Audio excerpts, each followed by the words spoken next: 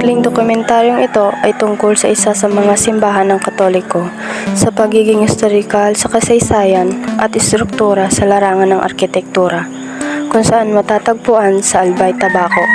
Ito ang Tabaco Church o St. John the Baptist Church.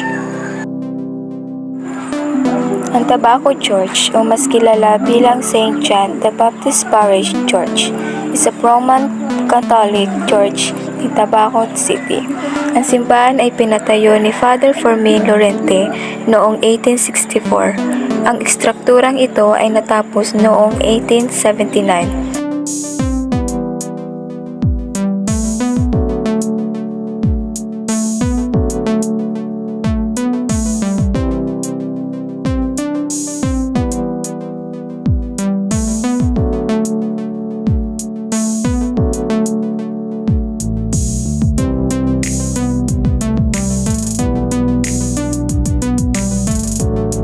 Ang simbahan ay kilala dahil sa monsoon marks, sa bato na galing sa Mayon Volcano.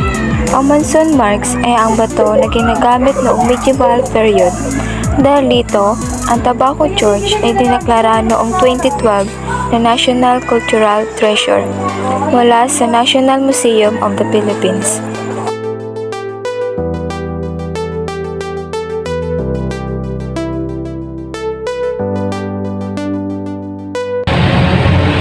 Tabaco City, the city where the church is built, derived its name from tabak or bolo. Ang Tabaco Church, o mas kilala sa St. John the Baptist Church, sa San Juan Bautista Church.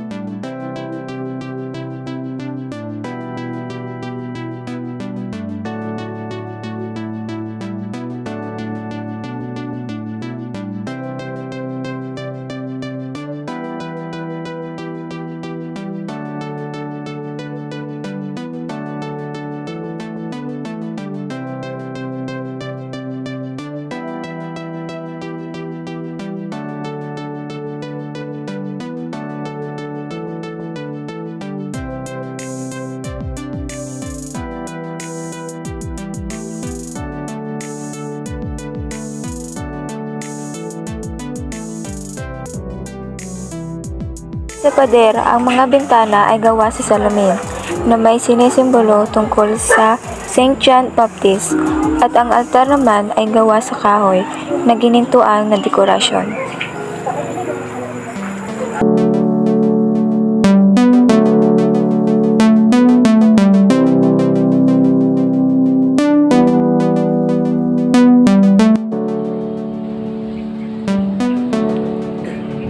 Ito ay historikal at kultura sa Albay. Ang simbahan ay gawa sa maitim na bato at lupa na galing sa bulkan.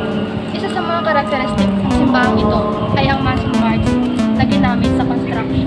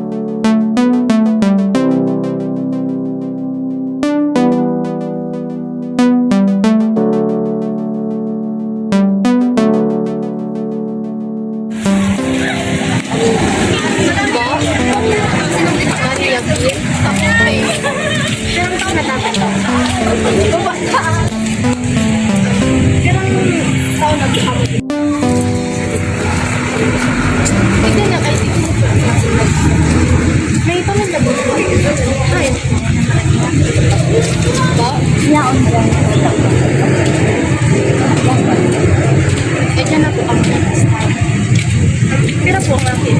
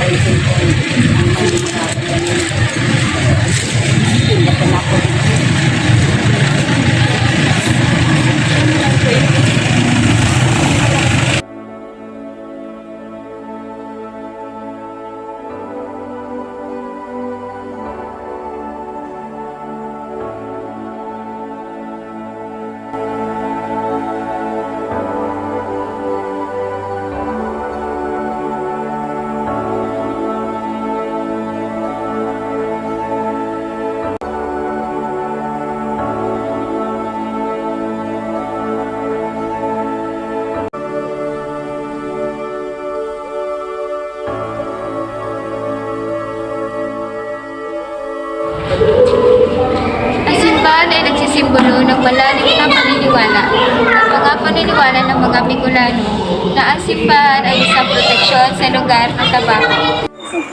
Isa sa mga karakteristik ng simbahang ito ay ang kampanaryo na mayroong disenyong rococo pattern at may sukat na 54 na metro na taas.